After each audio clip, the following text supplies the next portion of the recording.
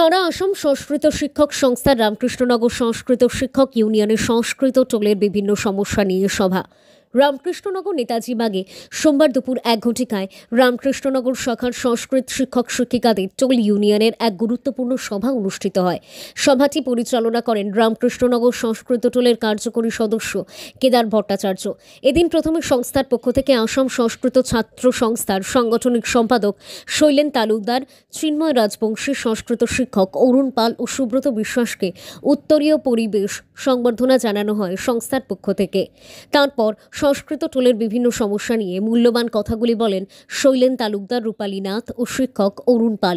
অন্যান্যদের মধ্যে উপস্থিত ছিলেন রামকৃষ্ণনগর শাখার সংস্কৃত টোলের সদস্য মনোজিৎ দাস ও সংস্কৃত টোলের শিক্ষক শিক্ষিকা ও ছাত্রছাত্রীরা। রামকৃষ্ণনগর থেকে শ্যামল আচার্যের রিপোর্ট, নিউজ অবিকল। অসম সংস্কৃত ছাত্ৰ সন্থাই সকলো শিক্ষক শিক্ষয়িত্ৰীক লগত লৈ যি ইয়াতে উপস্থিত হৈছোঁ, মাননীয় মুখ্যমন্ত্ৰী হিমন্ত বিশ্ব শৰ্মা ডাঙৰীয়া, শিক্ষামন্ত্ৰী ৰনোজ পেগুৰ আৰু সংস্কৃত ইউনিভাৰ্চিটিক আমি শুনিব খুজিছোঁ যে আমাৰ দুখ দশা শিক্ষক শিক্ষয়িত্ৰীবিলাকৰ বহুত বেয়া অৱস্থা হৈছে। সংস্কৃত শিক্ষানুষ্ঠানবিলাক নোহোৱা কৰিছে, মাদ্ৰাছা ৰিঅপেন হৈছে, কিন্তু সংস্কৃত শিক্ষা নোহোৱাৰ কাৰণে আমাৰ আজি খুব বেয়া অৱস্থা হৈছে। শিক্ষক শিক্ষয়িত্ৰীয়ে সাংঘাতিক ধৰণৰ বেয়া অৱস্থা হৈছে। তো সেইকাৰণে সংস্কৃত শিক্ষানুষ্ঠানবিলাক আমাক আকৌ ৰিঅপেন হ'ব লাগে। আৰু যেতিয়া সংস্কৃত যদি শিক্ষানুষ্ঠানবিলাক আমাৰ ৰিঅপেন নহয়, নুখোলে, তেতিয়াহ'লে আমি সংস্কৃত নলবাৰী সংস্কৃত বিশ্ববিদ্যালয়ত গৈ সকলো শিক্ষক শিক্ষয়িত্ৰীক লগত গৈ বহি এমাহ আন্দোলন কৰিবৰ কাৰণে আমি সাজু আছো। আৰু সেই এমাহ ধৰি আমি তাত সংগ্ৰাম কৰি থকা অৱস্থাত আমি নাখা নবজাকৈ তাত সংগ্ৰাম কৰিম এমাহ। যদি মৰো আমি, তাৰ বাবে হিমন্ত বিশ্ব শৰ্মা দায়ী হ'ব, সংস্কৃত ইউনিভাৰ্চিটি দায়ী হ'ব আৰু শিক্ষামন্ত্ৰী দায়ী হ'ব। আমাৰ সংস্কৃত টোলসমূহ জীয়াই লাগিবই। আৰু আমাৰ বহুত সংস্কৃত শিক্ষানুষ্ঠান আমাৰ বহুত নাই, বাহিৰত যিমান আছে আমাৰ ইয়াতে নাই। মাদ্ৰাছা হাজাৰ হাজাৰ আছে, আমাৰ সংস্কৃত শিক্ষানুষ্ঠান ইমান নাই, আমাৰ বহুত নাইতো।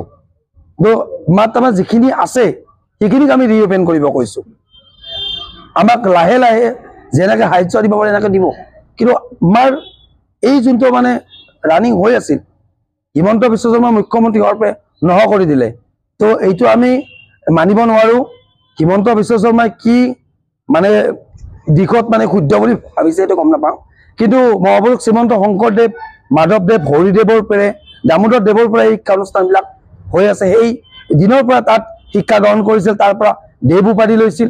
কিন্তু এতিয়া এই শিক্ষানুষ্ঠানবিলাক যদি নহয়, আমাৰ শিক্ষক শিক্ষয়িত্ৰীৰ বেয়া অৱস্থা আৰু আমাৰ নতুন প্ৰজন্মই সংস্কৃত শিকিবৰ কাৰণে সুবিধা নাপাব।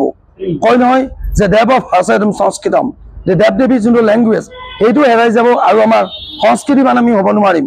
সংস্কৃত শিকিলে সংস্কৃতিবান হ'ব পাৰি, সংস্কাৰ হ'ব পাৰি।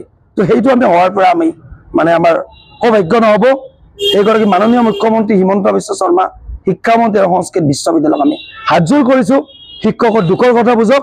যদি আমাৰ দুখৰ কথা নুবুজে, আমি তেতিয়াহ'লে নিজে গৈ নলবাৰী ইউনিভাৰ্চিটি এমাহ আন্দোলন কৰিবৰ কাৰণে সাজু আছোঁ। সেই সংগ্ৰামত যাত্ৰাত যদি মৃত্যু হয়, তাৰ বাবে হিমন্ত বিশ্ব শৰ্মা দায়ী, শিক্ষামন্ত্ৰী দায়ী আৰু নলবাৰী সংস্কৃত ইউনিভাৰ্চিটি দায়ী। ঠিক আছে।